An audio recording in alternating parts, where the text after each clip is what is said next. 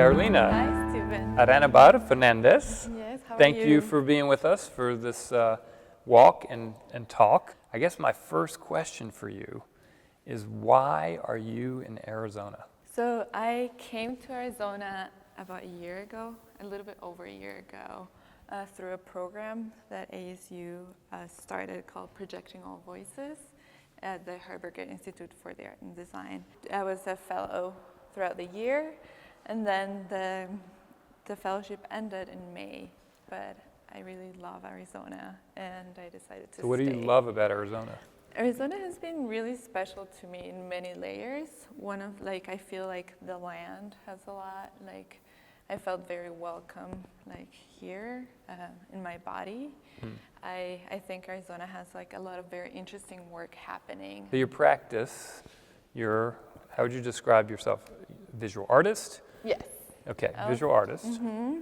So I work with video, installation, sculpture, sound.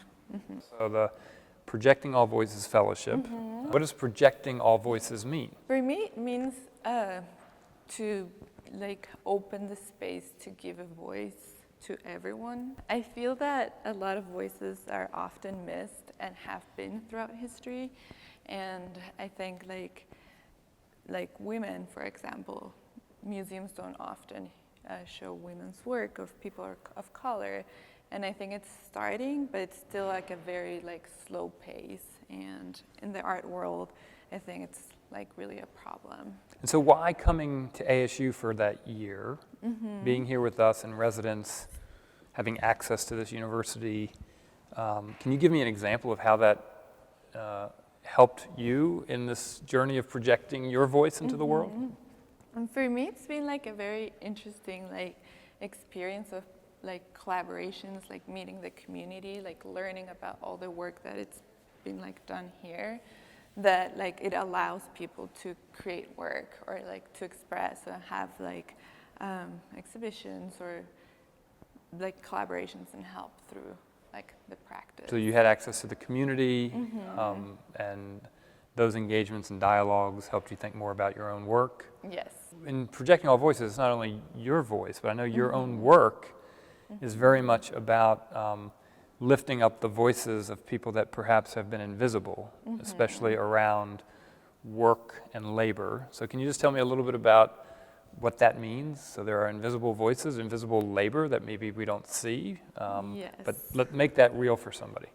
Yes, so I'm very interested in the history and the contemporary forms of what I call invisible labor, or in people that have most likely been exploited through their labor, but not recognized, and also maybe the paid is not well. So examples would be? So for example, miners, or people who work in mines.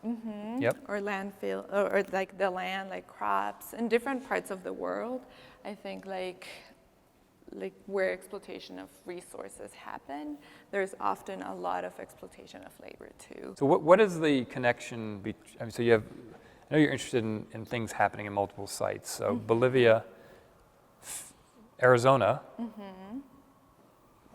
maybe Africa. I don't know what a third node of that is. Qatar, in the Middle East. Qatar, yeah. So what might connect those three places? And when you were here, you discovered something about Arizona that connected to your thinking about labor and extraction.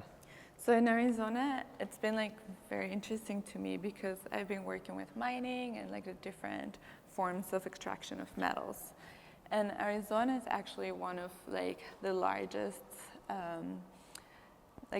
businesses on copper mining.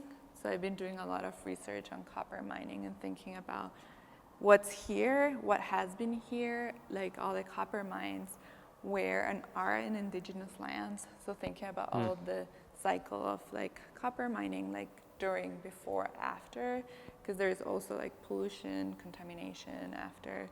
So and how the corporations also have shares or invest on mines around the world. So it's not only here. So they're based here, but their mining happens all over the world. So what's next for you?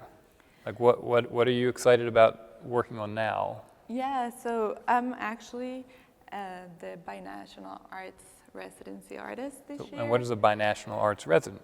It's a residency that it's actually an initiative at ASU from Performance in the Borderlands. And it's a residency that happens here in the United States. And it's going to happen in Phoenix, in Douglas, in Tucson, and in Hermosillo in Mexico, and in Agua Prieta. And so that's the thing that is special about it, is the residency crosses the border. So I'm really excited about it because I'm making a new body of work for that. I'm gonna make video, and it's like thinking about like the border, but in a different way of like what causes like for people to cross the border, like all the histories like in Central America, for example, like what's moving people, what's displacing people.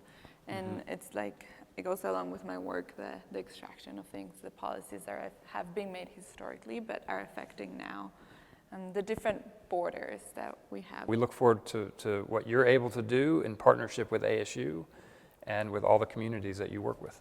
Thank you. Yep. I feel honored and lucky to be here. Thanks. Thank you, Stephen.